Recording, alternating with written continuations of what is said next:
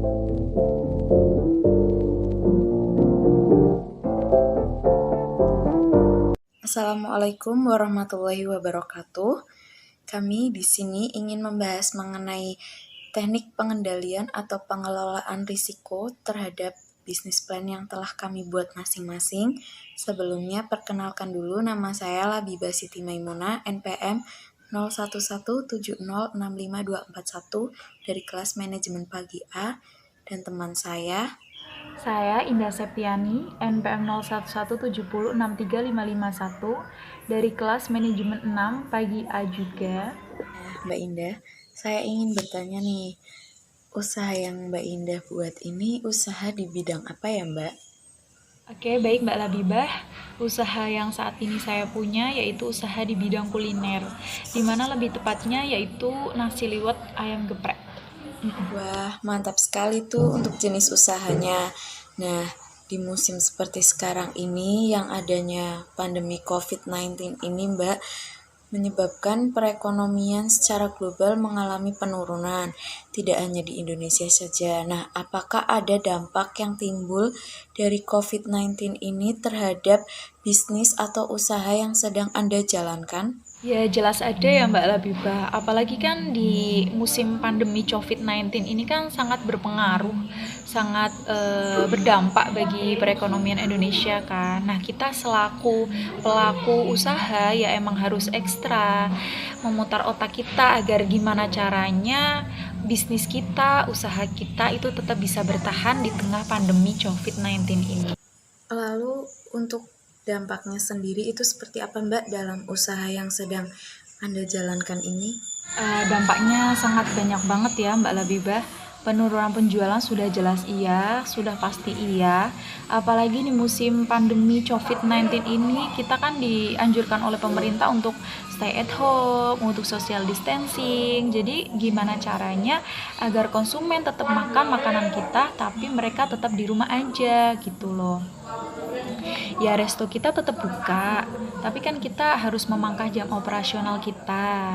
Ya gimana lagi ya Mbak, itulah cara kita untuk mempertahankan omset kita agar tetap stabil gitu. Tapi di sisi lain kita juga tetap bersyukur sih, karena adanya teknologi yang sekarang semakin canggih gitu kan, yang membuat kita itu bisa bertahan sampai detik ini gitu loh. Alhamdulillah lah, bersyukur aja. Lalu, apa yang Anda lakukan atau keputusan apa yang Anda ambil selaku pemilik usaha untuk meminimalkan risiko yang terjadi pada perusahaan Anda atau usaha Anda ini di tengah musim pandemi COVID seperti saat ini? Kemudian, adakah teknik-teknik pengendalian atau pengelolaan risiko yang digunakan di dalam usaha Anda ini, Mbak Indah? Untuk meminimalisir risiko yang terjadi pada usaha saya memakai pengendalian risiko risk control, di mana dengan cara mengubah cara penjualan saya dengan sistem online dan pelayanannya pun saya memakai sistem online juga gitu.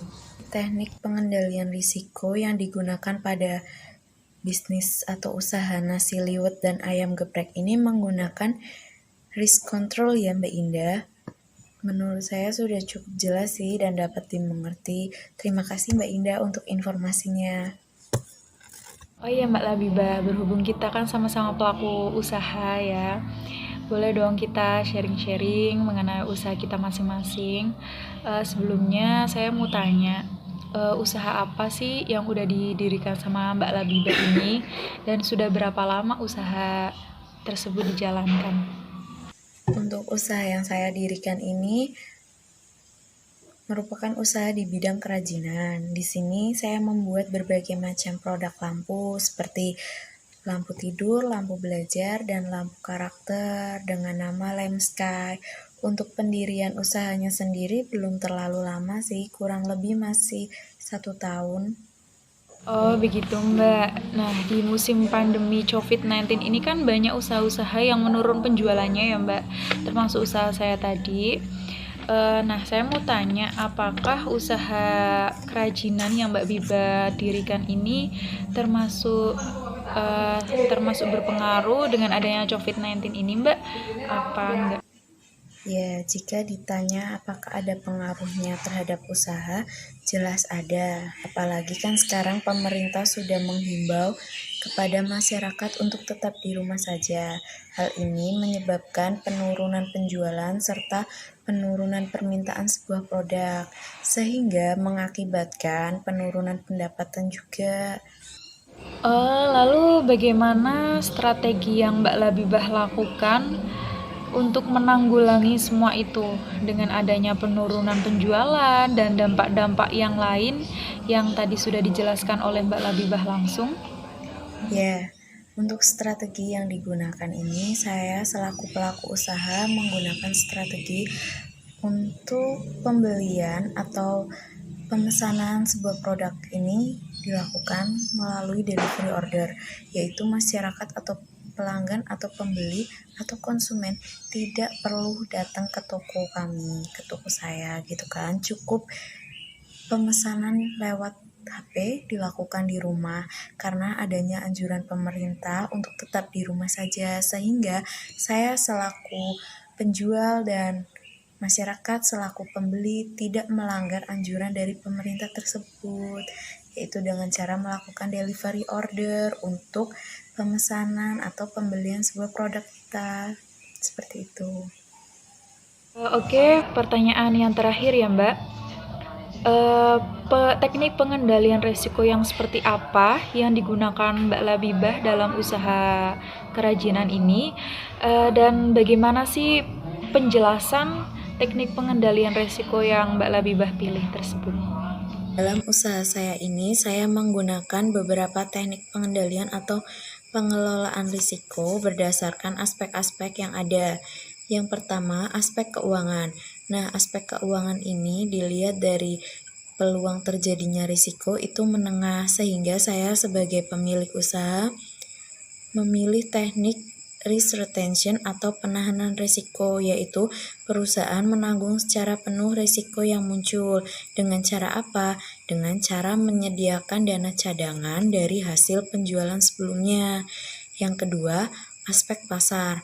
Aspek pasar di sini peluang terjadinya risiko itu rendah, sehingga saya memilih menggunakan risk control atau pengendalian risiko. Caranya bagaimana? Yaitu dengan merubah konsep penjualan dan pemasarannya secara online melalui delivery order. Apalagi sekarang kan pemerintah sudah menganjurkan kepada seluruh masyarakat Indonesia untuk di rumah saja. Nah, selain itu, masyarakat atau pembeli yang sedang di rumah saja bisa sekali berbelanja tanpa harus keluar rumah dengan cara delivery order via online. Yang keempat adalah aspek SDM. Nah, dalam aspek SDM ini peluang terjadinya itu sangat tinggi. Soalnya apa? Berpengaruh langsung kepada tenaga kerja. Lah, saya di sini menggunakan transfer atau pengalihan risiko. Di sini saya mendaftarkan para karyawan atau tenaga kerja ke asuransi seperti contohnya BPJS, jaminan hari tua, dan lain-lain. Yang keempat adalah aspek bahan baku dan produk. Aspek bahan baku dan produk juga peluang terjadinya risiko itu tinggi karena ini merupakan aspek yang sangat penting dalam usaha ini. Jadi saya memilih menggunakan risk transfer atau pengalihan risiko dengan cara perusahaan bekerja sama dengan lebih dari satu pemasok. Yang kelima adalah aspek pelanggan. Aspek pelanggan dilihat dari peluang terjadinya risiko itu juga tinggi sehingga saya melakukan teknik pengendalian risikonya dengan cara risk retention atau penanggungan penahanan risiko, yaitu dengan cara memberikan pelayanan yang prima serta menyediakan hotbox untuk kurir yang mengirim barang tersebut. Nah, hotbox di sini didapat dari dana cadangan. Yang keenam adalah aspek pesaing. Dilihat dari terjadinya peluang risiko itu aspek pesaing ini menengah atau sedang.